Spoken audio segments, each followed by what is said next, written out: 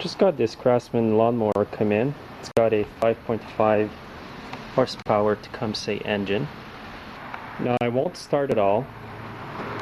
So usually when you get a problem like this is you take the plug out, check for spark, and that's what I'll do right now.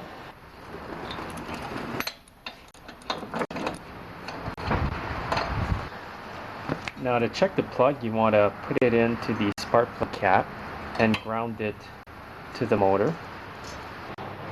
Now you can have a pair of vice grips here if you're alone to hold down the brake so that you get ignition, or you can have a friend pull it over for you. So I'm just going to ground the plug here like that and pull on the cord. And there is a bit of spark, but the spark is really weak. I don't know if you can even see it. Now just to show you how weak this spark is, I'm going to hold the plug and ground myself to the motor. Usually you would get zapped to the point where you cannot hold the plug, but I'm going to do it anyways because it's so weak. So I'm getting zapped a bit, but normally you would not be able to do this. You would just let go like that. So the ignition coil needs to be replaced. You've got to start by removing these two 5/16 bolts there.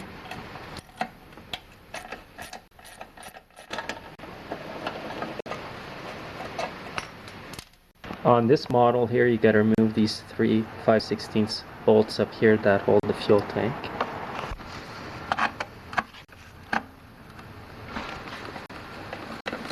And the last one over here.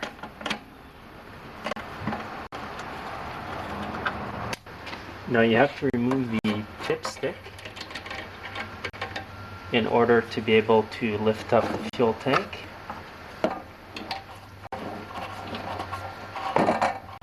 If the fuel tank's not in the way, just leave it on the side like that. We don't need to remove the fuel tank to remove the shroud. Next, you need to remove the two 3/8 bolts here and there.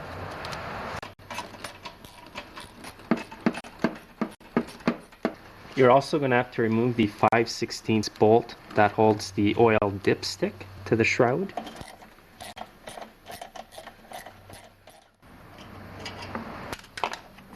Some people just pull the dipstick out of the crankcase with the shroud, but I prefer not doing that myself because sometimes the oil spills out.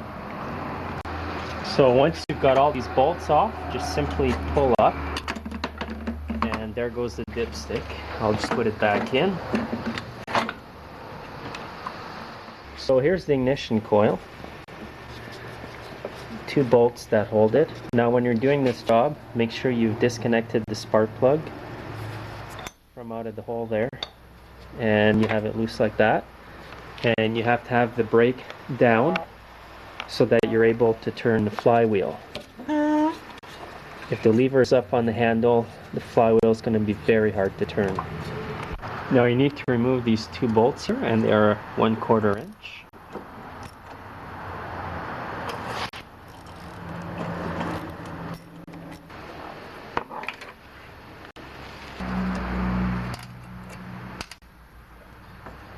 Now the coil is going to come off. There's going to be a little wire underneath for the switch. This goes to the brake system to turn the engine off.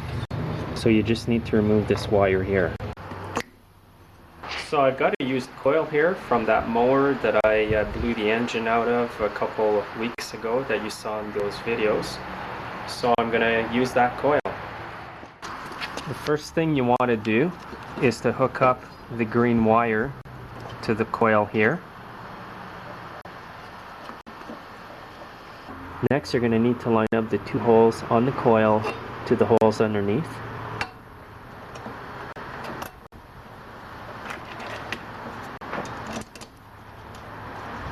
So I'm just going to tighten up the bolts a little bit, not tight, because I'm going to have to adjust the gap between the magnet and the coil.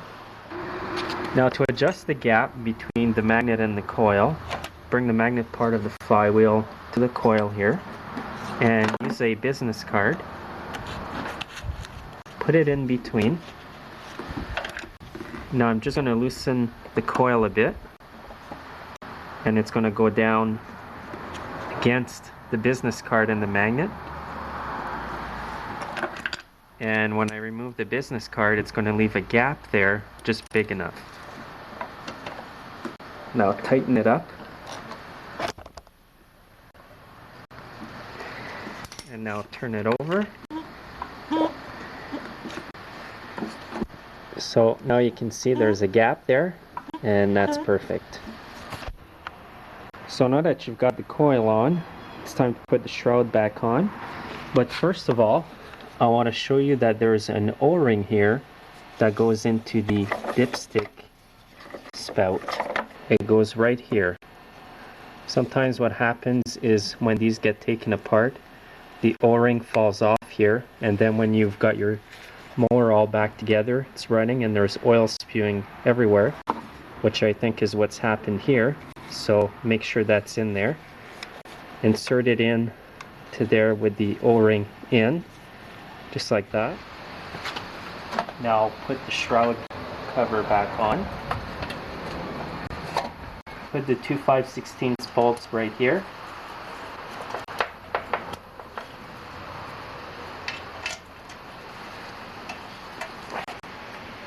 And now the two 3/8 bolts go back here.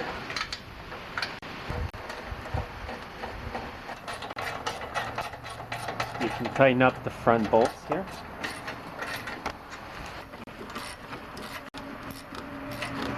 Dipstick is in properly there with the O-ring that I mentioned earlier. And then you want to put the 5/16 bolt right there.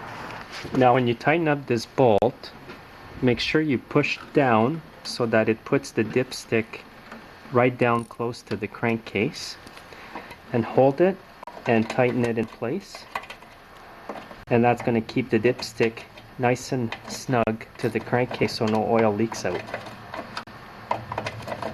Don't over tighten because you can easily strip the threads. Next I'll just put the fuel tank back on, and these two grooves here go into these two grooves over here. And you have to remove the dipstick here first.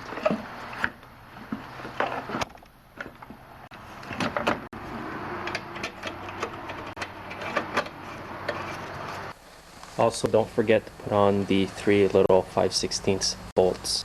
So I've got the ignition module all installed, and I'm going to give it a start now.